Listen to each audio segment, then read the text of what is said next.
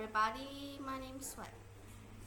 Well, today I'm going to be talking about a really interesting topic. Does grandma matter? One day, I was talking to a Japanese friend, and in that time, my level of Japanese was kind of really low. And in that time, I've made a big mistake. When I'm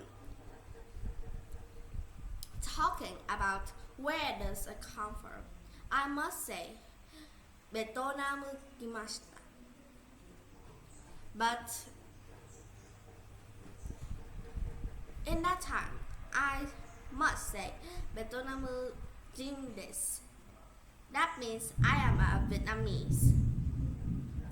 But in that time, I've made a big mistake because I am not really great at that structure. So I start to say ベトナム人来ました. And in that time, the friend says to me, it's ベトナム人です, not ベトナム人が来ました. In that time, I was really shy because that's just a new friend of mine. And I haven't talked to her at all. I've just once talked to her in that time.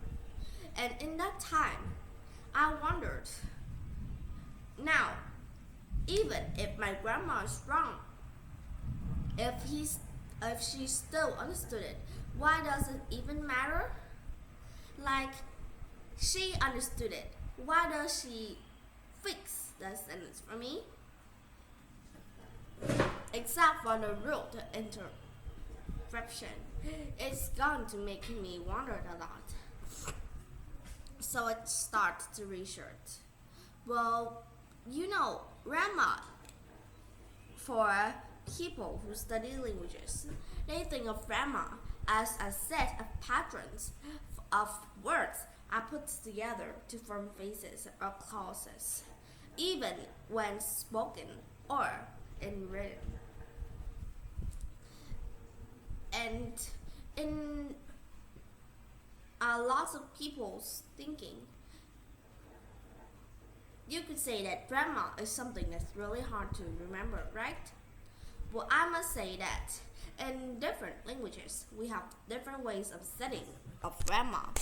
Like in English, I can put out a sentence to you. John kicked a ball. Well, if in English, usually we would say the subject, then the verb, then the object. The same thing happens to Vietnamese as the subject, then the verb, then the object. But in Japanese and some other languages, they use subject, object, verb. Like if in Japanese we say that I am eating rice, then when we translate the Japanese sentence word by word, then it will mean rice is eating. And that's just the way of how it is put. And now think about, in English, if we want to have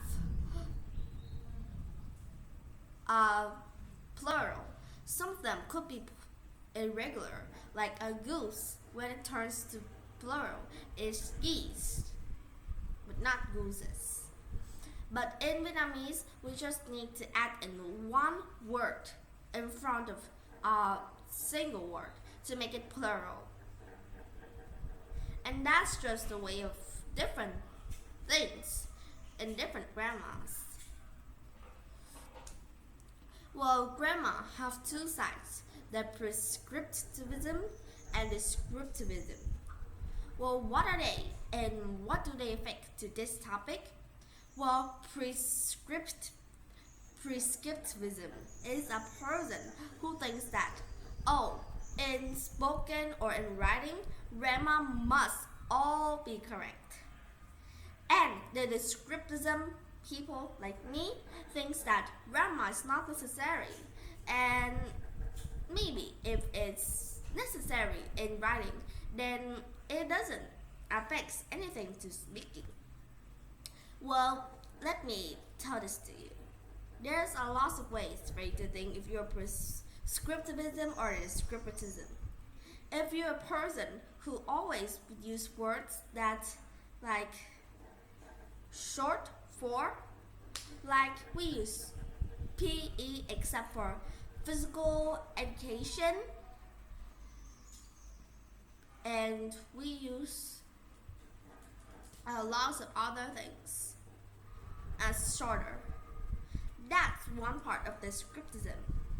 If you're a person who would always change your self-tone in different situations, like a word hi, when you're meeting friend, hi, when you're meeting a stranger, hi, when you're meeting someone that you really hate, hi, and a lot of other things. If you're a person who usually change your voice while talking like that in different moods, then you are descriptivism. If you is a person that usually would use words that have a meaning, or usually we use idioms more than words that have the real meaning, then you are the descriptivism. And in the past, I wonder if anybody is like me. But in the past, when I first listened to the word origami, I think of it as origami, but not origami in that time. And in speaking, we use a lot of ways to short or sentences. Like, would you say, do not, when you're speaking in a situation when you're just joking with your friends, like maybe sometime when you're serious about it, you could say, do not touch my things. If you say, don't touch that, then it's just a different way. And grammar doesn't even matter inside my view, because sometimes when I'm using an English grammar structure to my friend, she doesn't understand. But when I'm not using the grammar thingy and just use the friendly thingy, then that makes her to understand more. Then why does grammar matter so much? Do you have any things about this topic? Hope that I'll listen to you for more. And now it's time to say goodbye. And does grammar matter? Who you are prescriptivism or descriptivism?